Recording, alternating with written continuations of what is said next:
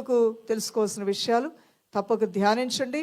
ఇవి నేను నా బిడ్డల విషయంలో బాగా అమలుపరచాలనే ఒక మంచి ఆలోచన, తీర్మానం తీసుకొని ప్రార్థనాపూర్వకంగా ప్రయత్నం చేయండి. తప్పకుండా వాటి వల్ల మంచి ఫలితాన్ని మీరు చూడగలుగుతారు. Always be a good parent. మొదటిగా బీ ఏ గుడ్ పేరెంట్. మంచి తల్లిదండ్రులుగా ఉండండి. మంచి అనే దాన్ని మీ జీవితంలోంచి ఎప్పుడూ మీరు పక్కన పెట్టొద్దు.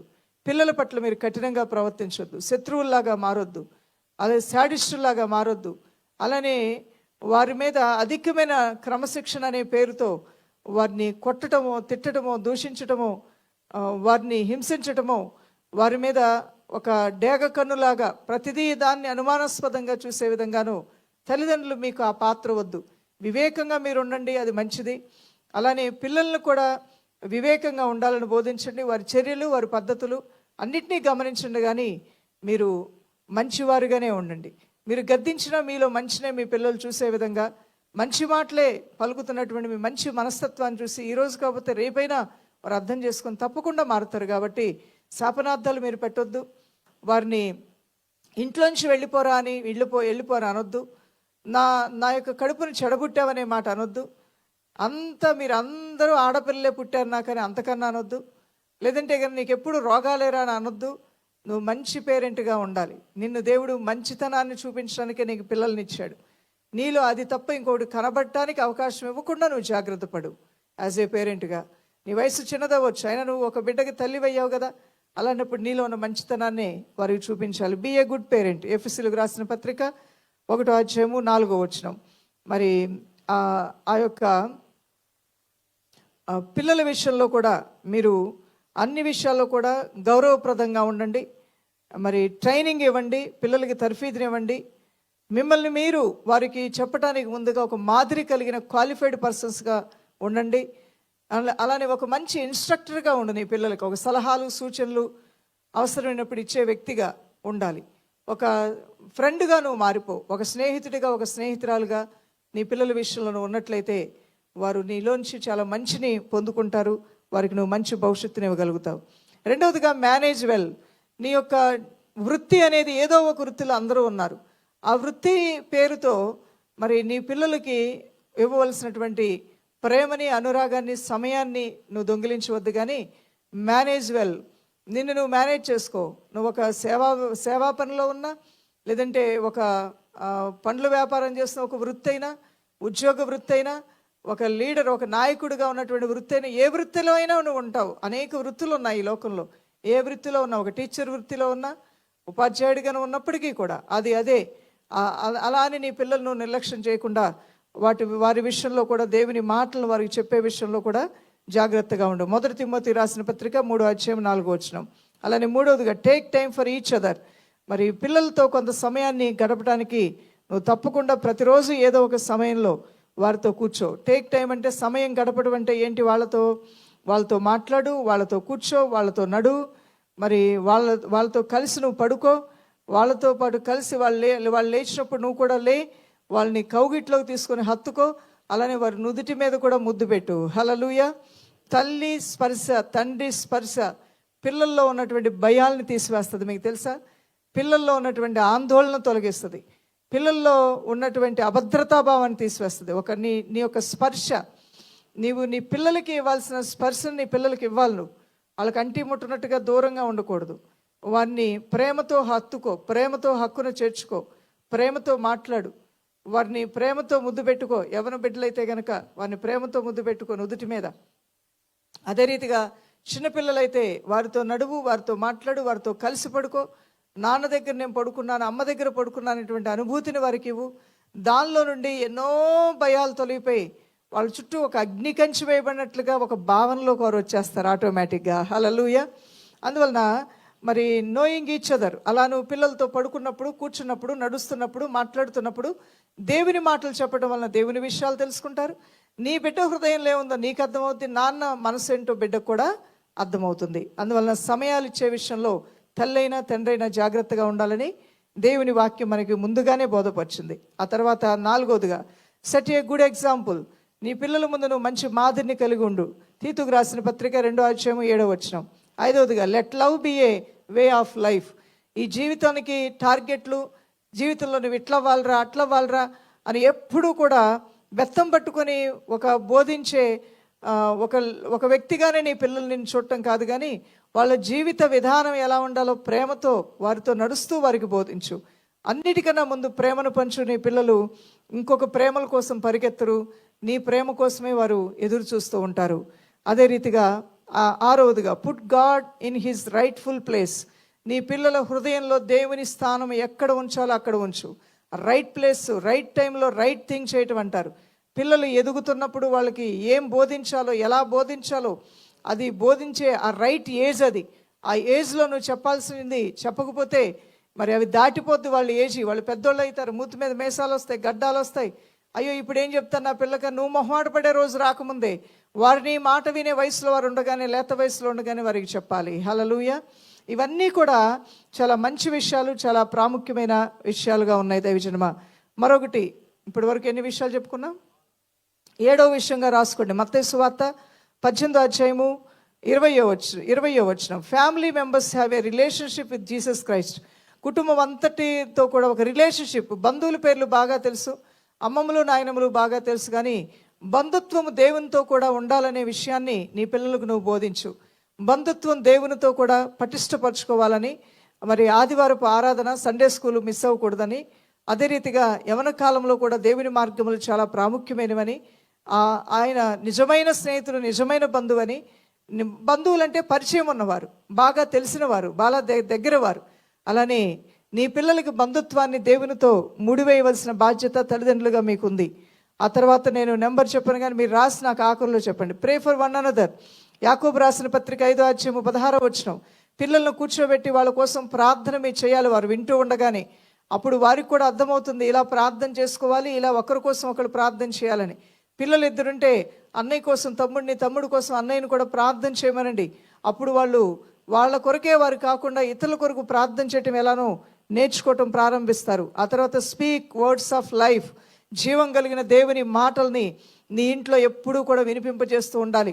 అవి ఒక రేడియో ద్వారానో, లేదంటే ఒక టీవీ ద్వారానో, ఒక యూట్యూబ్ ఛానల్ ద్వారానో, ఇలాంటి ప్రార్థనల ద్వారానో, లేదా నీవే దేవుని మాటల వరకు చదివించి వినిపించడం, ఒక స్తుతి కీర్తన నీ ఇంట్లో మారు మోగుతూ ఉండాలి. రోజంతట్లో ఒక్కసారైనా, 2 సార్లైనా, 3 మార్లైనా నీ ఇంట్లో దేవుని మాటలు ఉండట్లేదంటే జాగ్రత్త. అన్ని మాటలు ఉంటాయి, లోక మాటలు ఉంటాయి, లోక వార్తలు ఉంటాయి, ఇరుగు పొరుగు వార్తలు ఉంటాయి, కాలేజీలో మాటలు ఉంటాయి, మరి ప్రేమించుకున్న వాళ్ళ మాటలు ఉంటాయి.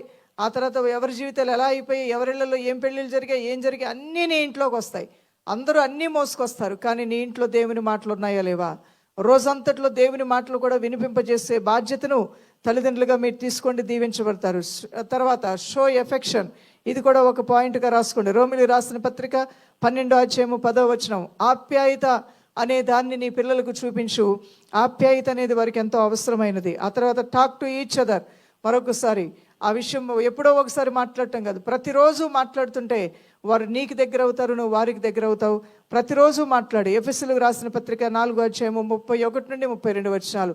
ఏం మాట్లాడినా ఆఖరికి దేవుని మాట చెప్పి ముగించు.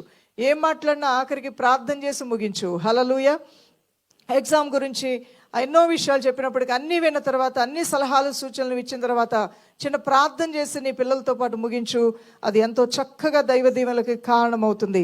ఆ తర్వాత సర్వ్ వన్ అనదర్. గలతీయులకు రాసిన పత్రిక 5వ అధ్యాయము 13వ వచనము. ఒకరికొకరు సహాయం చేసుకోవటం ఎలానో ఇంట్లో నేర్పించుకోండి. అది మీకు ఎంతో మేలుకరంగా ఉంటుంది. ఇంట్లో పిల్లలు ఒకరి బట్టలు ఒకరు తీసుకుంటే ఒప్పుకోరు, ఒకరి పెన్ను ఒకరు తీసుకుంటే ఒప్పుకోరు. మరి ఒకవేళ ఒకళ్ళకు పెట్టినటువంటి ఆహారము మరొకరు ఒక ముద్ద తిన్నా సరే, నువ్వు ఎందుకు తిన్నావురా నా ముద్ద అని చెప్పేసి గొడవ కూడా వచ్చేవారుగా ఉంటారు. ఇప్పుడే ఇలా ఉంటే పెళ్ళిళ్ళు అయిన తర్వాత ఎవరి భార్యల వాళ్ళకి, ఎవరి భర్తలకు వచ్చిన తర్వాత యమునా తీరు అన్నట్లుగా మారిపోతారేమో. ఎవరి జీవితాల్లోకి వారు వెళ్ళే మరి ఆ యొక్క కుటుంబ వ్యవస్థలో ఎవరు ప్రైవేట్ లైఫ్ వాళ్ళు అన్నట్లుగా అయిపోయి ఒకరినొకరు పట్టించుకోనటువంటి దుస్థితి కూడా ఈ లోకంలో చూస్తున్నాం. మా అన్నయ్య పట్టించుకోడు, మా తమ్ముడు పట్టించుకోడు, మా అక్క పట్టించుకోదు, మా చెల్లి పట్టించుకోదు. మరి వదిన వచ్చిన తర్వాత అన్నయ్య మారిపోయాడు, లేకపోతే కనుక భర్త వచ్చిన తర్వాత మా అక్క మారిపోయింది. ఎవరూ మారలా, అందరూ మారారు. నీ మనస్తత్వంలో మార్పు వచ్చింది, వాళ్ళ బాధ్యతలు వాళ్ళని ఆ విధంగా మార్చాయేమో. అయినప్పటికీ అందరూ అన్నిటినీ గ్రహించుకోండి.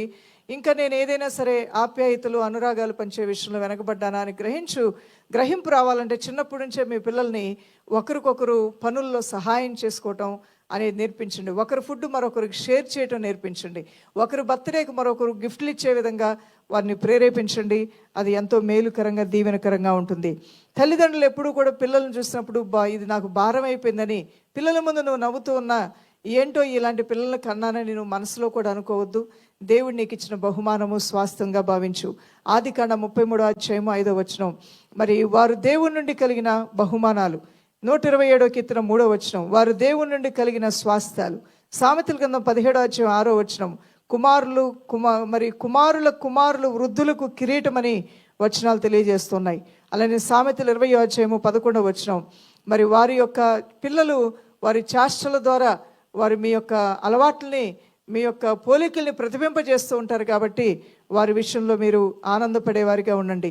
అలానే ద్వితీయోపదేశకాండం 4:9 మనం చూస్తే ప్రతి సమయమందు కూడా మీకు ఇచ్చిన పిల్లలకి బోధిస్తూ దేవుని మాటలు చెప్పేవారిగా మీరుండాలి. ద్వితీయోపదేశకాండం 31:12-13 దేవునికి భయపడినట్లుగా వారికి బోధిస్తూ పెంచాలి. ఎడాపెడా వాళ్ళు ఏది పడితే అది చేస్తూ ఉంటే గారాభంగా ఉండకూడదు. దేవుని పట్ల వారు ఎలా ఉండాలో వారికి బోధించాలి. ప్రభు వల్లే ఉంది. ప్రభు వల్ల నువ్వు కొంతమంది అవనటువంటి వాళ్ళు కరోనా టైంలో అలవాటు అయిపోయింది, ఇంటికి తీసుకుని వెళ్తారు. వెళ్ళగానే చపాతీ ముక్క కదా అని తినేస్తుంటాడు కరాకరామని కొడుకు. అలానే ద్రాక్షరసం చూడగానే అదేదో జ్యూస్ అని తాగేస్తుంటుంది. నువ్వు చాలాసార్లు ప్రభు వల్ల ఇంటికి తీసుకెళ్ళావేమో, కానీ నువ్వు ఎప్పుడూ తీసుకోకముందే ఎవరో దాన్ని మింగేశారు. నువ్వు ఎవరినీ గద్దించలేదు. అసలు ఆ ప్రభు వల్ల యొక్క విలువేంటో నువ్వు చెప్పలేదు.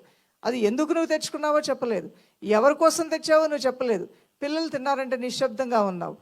ఏలీ తన కుమారులను గద్దించే విషయంలో మొహమాట పడ్డాడు. ఏలీ తన కుమారుల విషయంలో తప్పు చేస్తున్నారని తెలిసినా గద్దించడానికి భయపడ్డాడు. తొదుకు వారు మరి యుద్ధరంగంలో యవన ప్రాయంలోనే వారు మరణించాల్సిన దుస్థితికి వారు వెళ్ళిపోయారు. తన పిల్లల్ని గద్దించినందుకు ఏలీ మీద కూడా దేవుడు కోపగించుకున్నట్లుగా కూడా రాయబడి ఉంటుంది. ఇస్సాకు విషయంలో అబ్రహామును గురించి దేవుడు ఒక మాట అంటున్నాడు. ఇస్సాకుని భక్తి మార్గంలో పెంచుతాడు. ఇస్సాకనే కాదు, తనకు పుట్టిన బిడ్డల్ని భక్తిలో పెంచేవాడుగా నేను అబ్రహామును చూస్తున్నాను. దైవ భయముతో పెంచుతాడు. అందుకనే పెళ్లి విషయంలో కూడా మనకి స్పష్టంగా తెలుస్తుంది. కనాను స్త్రీలు ఎంతో అందగత్తెలంట, సౌందర్య రాసులంట. వాళ్ళు రాసులు దేవుని లేని రాసరాశుల్ని పెడితే రంపాన పెట్టేస్తారు. వీళ్ళు దేవుని మార్గాలు తప్పిస్తారని తెలుసుకున్నాడు. కాబట్టి ఎంత అందాల రాసులైనప్పుడు వీళ్ళెవ్వరూ నాకొద్దు, భక్తి కలిగినటువంటి కుమార్తె నా ఇంటి కోడలుగా తీసుకురమని ఎలియాజరును పంపించాడు. అనగా అబ్రహాముకి ఆ వాగ్దానంలో ఉన్న తన కుటుంబము ఎంత దైవభక్తిలో దేవుని కృపలో ఉండాలో అర్థం చేసుకున్నాడు. మరి ఇస్సాకుకి అంత వయసు వచ్చిన తర్వాత కూడా నాన్న చెప్పిన మాటకి విధేయుడయ్యాడు. అనగా విధేయుడయ్యంటే పెద్ద నిండా 40 సంవత్సరాలు వచ్చిన తర్వాత విధేయుడవడం కాదు. చిన్నప్పటి నుండే ఆయన దేవుని ప్రణాళికలు తన కుమారుడికి బోధిస్తూ పెంచాడు. హల్లెలూయా. అందువల్ల దేవుని పట్ల భయము నేర్పించండి. మీ పిల్లలకి భక్తిని నేర్పించండి. చర్చికి వెళ్తే ఎలా ఉండాలో నేర్పించండి. చర్చిలో దైవ సేవకుడి పట్ల ఎలా ఉండాలో నేర్పించండి. కొంతమంది పిల్లలు ఎగతాళి చేస్తుంటారు పాస్టర్ని. నేనంటాను అది వాళ్ళు తప్పు కాదు. ఇంట్లో నువ్వు ఎగతాళి చేయడం ఎప్పుడో మొదలు పెట్టావు. నువ్వు ఇంట్లో చాలా చులకనగా మాట్లాడావు కొంతమందిని గురించి.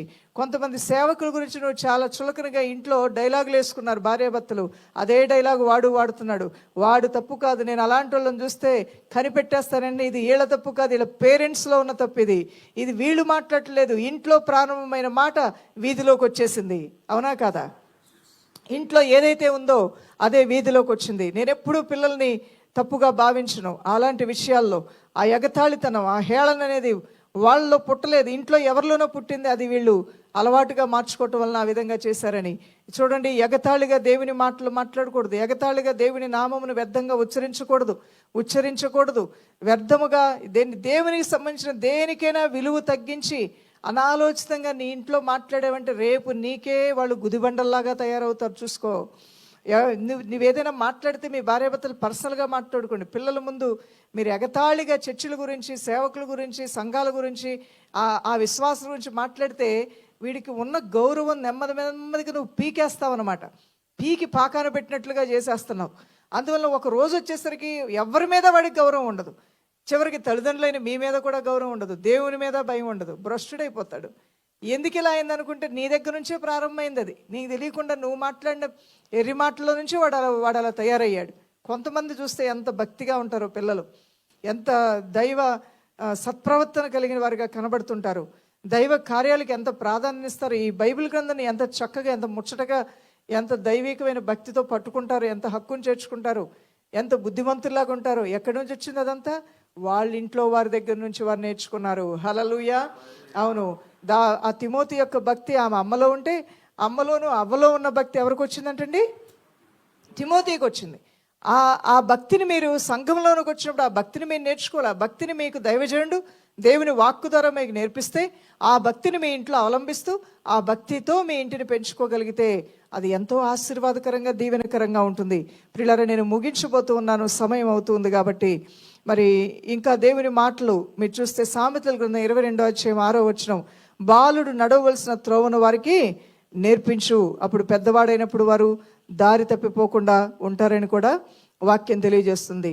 ఎఫెసీయులు రాసిన పత్రిక 6వ అధ్యాయంలో తల్లిదండ్రుల యొక్క విధులు వారు ఏ విధంగా చేయాలి అనే విషయాలు ఇంకా స్పష్టంగా ఉంటాయి మీరు చదివినట్లయితే.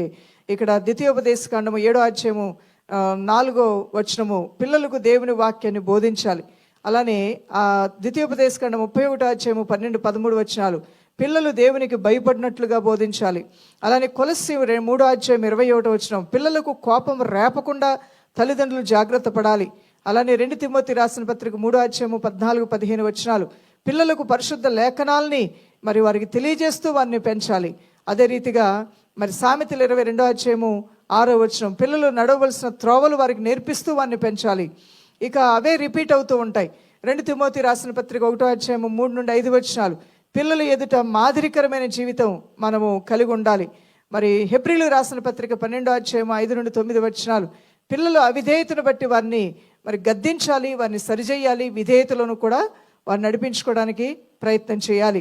అదే రీతిగా పక్షపాతము చూపించకూడదు. పిల్లల విషయాల్లో పక్షపాతం అనేది చూపించడం అనేది మంచిది కాదు. ఒక ఇద్దరు ముగ్గురు పిల్లలు ఉంటే ఇద్దరిని ఒకలాగా, ఇంకొకరిని ఒకలాగా, పాపను ఒకలాగా, బాబును ఒకలాగా, లేకపోతే ఇంకెలానో పక్షపాతం అనేది నీలోకి వస్తే అది నీ బలహీనత. దాని నుంచి నువ్వు మారాలి. పక్షపాతం చూపించకండి పిల్లల విషయాల్లో.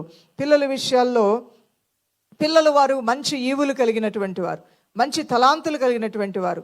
నీ పిల్లల్లో ఉన్న ఈవులేంటో నువ్వు చూడు. నీ ఇంట్లో ఉన్న బావిలో ఉన్న నీళ్లు ఎంత మంచివో నువ్వు చూసుకో.